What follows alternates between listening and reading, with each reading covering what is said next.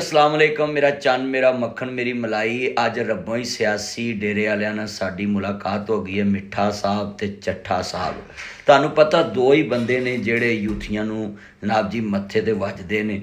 ते मेरा चंद है ये पार्टी किड्डी दुनियादार लोकां दी है कि इन्हां कोलों अपनी पार्टी दा निशान नहीं सांभिया गया ते इन्हां को मुल्क घट्टा सांभिया जाएगा।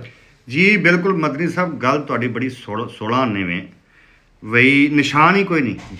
किसी को बैंगन है, किसी को टींडा है, किसी को अपना कद्दू है, खीरा है, चिमटा है, किसी को जुत्ती है, ते उत्तों सोने ते सुहागा। मदनी साहब तुसीं ये सुनो हाँ जी, कि ये अगर 10-12 कद्दू करेले जित भी जाते हैं ਤੇ 72 ਘੰਟਿਆਂ ਦੇ ਵਿੱਚ ਇਹਨਾਂ ਨੇ ਕੋਈ ਸਿਆਸੀ ਪਾਰਟੀ ਜੁਆਇਨ ਕਰਨੀ ਤੇ ਇਹਨਾਂ ਦੀ ਤਾਂ ਪਾਰਟੀ ਕੋਈ ਨਹੀਂ। ਇਹਨਾਂ ਦੀ ਪਾਰਟੀ ਕੋਈ ਨਹੀਂ, ਜਿਹੜੀ ਪ੍ਰੋਗਰਾਮ ਤੇ ਵੜ ਗਿਆ ਨਾ ਭਾਈ ਜੀ, ਪ੍ਰੋਗਰਾਮ ਤੋਂ ਵੜ ਗਿਆ, ਬੱਲਾ ਵੀ ਵੜ ਗਿਆ ਤੇ ਪ੍ਰੋਗਰਾਮ ਵੀ ਵੜ ਗਿਆ ਤੇ ਵੋਟ ਵੀ ਵੜ ਗਿਆ ਤੇ ਸ਼ਨਾਖਤ ਵੀ ਵੜ ਗਈ ਤੇ ਪਿੱਛੇ ਰਹਿ ਕੀ ਗਿਆ?